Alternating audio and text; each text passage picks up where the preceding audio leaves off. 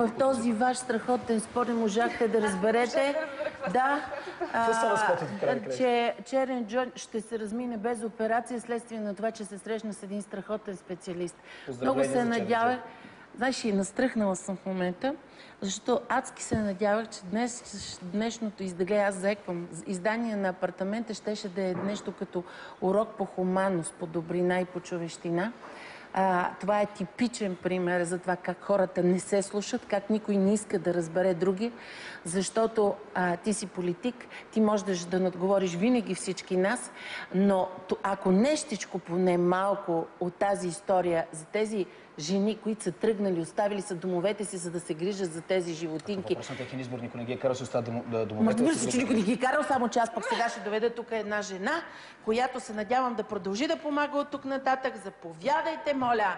Един човек, който работи в туристическа агенция и понеже времето страшно напредна, аз се надявам да чуем една добра новина поне от теб. Има ли надежда да намерим превоз за единият от нашите герои днес до Щатите? Има, разбира се. Първо благодаря ви много за поканата. Много ми харесва това, което се занимават те и затова се радвам, че имаме възможността да помогнем, да участваме активно в това нещо.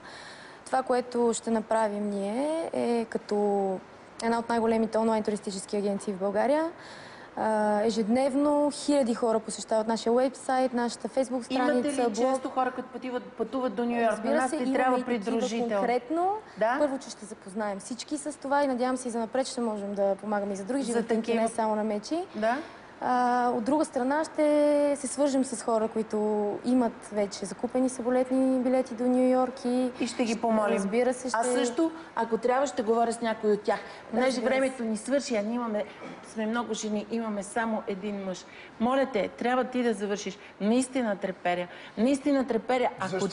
Ако ти имаш такова неразбиране към това, че трябва да се грижим към всяко живо същество, ти ме представиш мен в общината, човече. Ти трябва да ме защитаваш. Не съм казал такова нещо.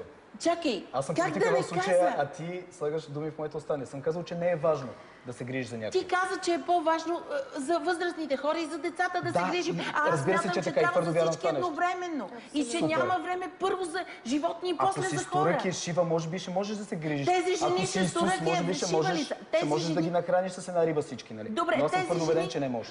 Те са 6 ръце ли са? Днес ги поздравявам всичките. Нищо, че спорихме преди малко с всички тях. Ги поздравявам. Това е усилие, което полагаш, защото смятат, че е полезно и нужно. Моите поздравления и уважения. Те не го правят за пари, човече. Те не взимат заплати за това. Добре, кой казва такова нещо? Това ти казвам, че... Не съм казал такова нещо. Това са нови хора. Добре, моите поздравления, браво, чудесна работа. Но това не е обществен проблем за мен номер едно. Ясно ли е сега? Вече не е номер едно. Сигурно ли е? Сега ясно ли е това, което казах? Разбраме, нали? Благодаря. Има напред. Трепериш ли вече? Треперя от радост. Хайде да пием малко вода. Малко грозен, добре. Може да вметна. Не би трябвало едното да е за сметка на другото. За всичко има място под слънцето, така че с достатъчно неважни неща ни занимават ежедневно, така че мисля, че това е едно прекрасно нещо. Момичета, да направим рекапитулация. Значи, търсим все още осиновител, защото какво се случи с Лео? С Лео, за жалост, не можа. Имаше едно место, но не можа да се случи. Да ни помогне. Нека от този екран, аз съм сигурна, че Ангело тук като излезне Джамбаски, моментално тръгва да търси осиновител. За въпросът е Черен Джо. За тигърчо търсим осиновител. Така че всички, които днес гледат Апартаментът, знаят, че могат да се свържат с нас на нашите телефони, за да намерим осиновител. Продължаваме чрез теб да търсим придружителя до Ню Йорк и пожелаваме здраве на Черен Джо, който се оправя без операция. И ако има някъде някой алигатор с слабо сърце, ти искаш да го масажираш. Направо ще му направим масаж. Браво, момичета, имахме такъв готин мъж. Довиждане. Благодаря ви. Какъв мъж имахме.